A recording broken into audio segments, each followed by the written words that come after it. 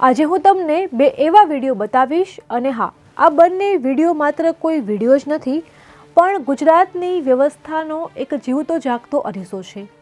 એક તરફ અમદાવાદના સારંગપુર સર્કલ પાસે આવેલી 75 વર્ષ જૂની પાણીની ટાંકી 10 માળના બિલ્ડિંગ જેટલી ઊંચી, જેને તોડવા માટે 8 ટન વજનનું જેસીબી ક્રેનથી ઉપર ચડાવવું પડ્યું, કારણ કે એ પાણીની ટાંકી તૂટે જ નહીં।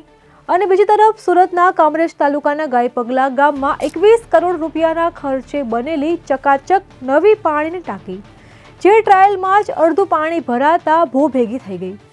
હવે પ્રશ્ન એ નથી કે જૂનું મજબૂત હતું કે નવું નબળું, પ્રશ્ન એ છે કે 75 વર્ષ પહેલા જે ઈમાનદારીથી કામ થતું હતું એ ઈમાનદારી આજે ક્યાં ગાયબ થઈ ગઈ?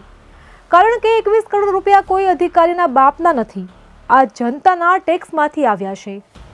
ટાંકીના કાટમાળમાંથી સિમેન્ટના પોપડા ઉખડી રહ્યા છે, લોખંડ ઓછું જોવા મળ્યું છે, કામ હલકું છે અને બિલ પૂરું પાસ થયું છે।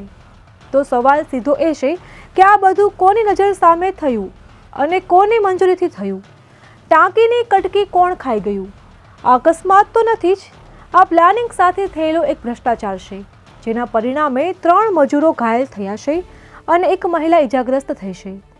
33 ગામો આજે પણ પીવાના પાણીથી વંચિત રહેશે અને તંત્ર 2 એન્જિનિયર સસ્પેન્ડ કરીને માને છે કે જવાબદારી પૂરી થઈ ગઈ। પણ જનતા પૂછે છે કે 21 કરોડનું નુકસાન કોણ ભરશે? જવાબદાર કોન્ટ્રાક્ટર સામે ક્યારે એફઆઈઆર થશે? બ્લેકલિસ્ટ ક્યારે થશે?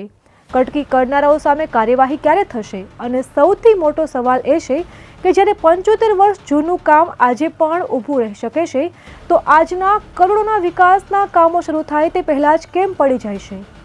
તો બીજી તરફ હર હંમેશા નેતાઓ મોટી ફાંકા ફોજદારીઓ કરતા હોય છે કે આપણે અહીંયા વિકાસ આમ કરી રહ્યા છીએ, આપણે વિકાસ તેમ કરી રહ્યા છીએ।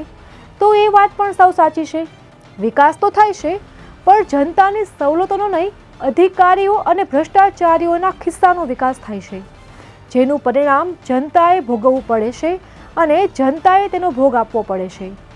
સાહેબો, વિકાસના નામે ભ્રષ્ટાચાર ચલાવશો તો ટાંકીઓ જ નહીં તૂટે, પરંતુ જનતાનો વિશ્વાસ પણ કકડભૂસ થઈને તૂટી જશે અને જનતા હવે ચૂપ રહેવાની નથી, કારણ કે આ તમારા પૈસા નથી, આ જનતાના પૈસા છે।